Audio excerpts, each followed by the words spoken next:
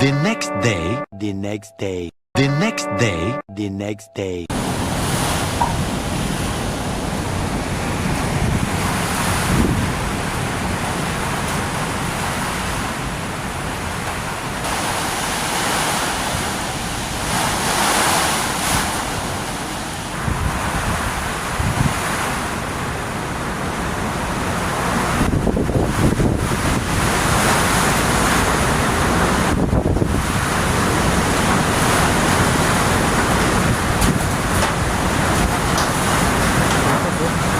The next day, the next day. Ito po ang ating church dito po sa Bakakay at ito po yung ayan, medyo naglinis na po kami dito sa sa simbahan.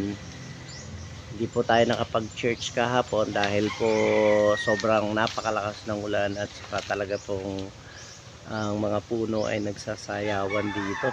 Ayan po yung aming tinuluyan na bahay. Yan po nila kami pinatuloy. Halos medyo kabuntik na pong lumipad yung bubong dahil po binayo ng hangin, pero salamat sa Panginoon hindi naman po natuluyan.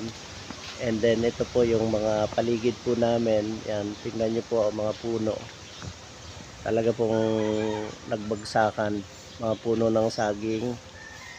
Yan, ganito po ang nangyari dito. Ayan po sa kinatatayuan ko. At ito po, yan po yung si Kuya Art kasama ko. At salamat sa Panginoon nung pumunta kami rito. Napakaganda ng panahon, maayos na maayos, maliwalas. Pero yan po, sama niyo po kami sa panalangin pauwi. Kung hindi po ngayon ay maaaring bukas po kami makauwi pa ng Manila. Mamaya po papunta po kami ng Naga. Ito po yung ating pinagdarausan ng church ngayon dito sa CCBC Bakakay. Yan po, nabagsak yung mga puno. And ito po, naglinis na po kami. Medyo maayos na at mayroong mga tulo po dyan. Yan po yung aming kanina po kausap ko yung nanay dito po, nanay ni Pastor Hener. At ito po, medyo nag-ayos-ayos na po. Salamat sa Panginoon.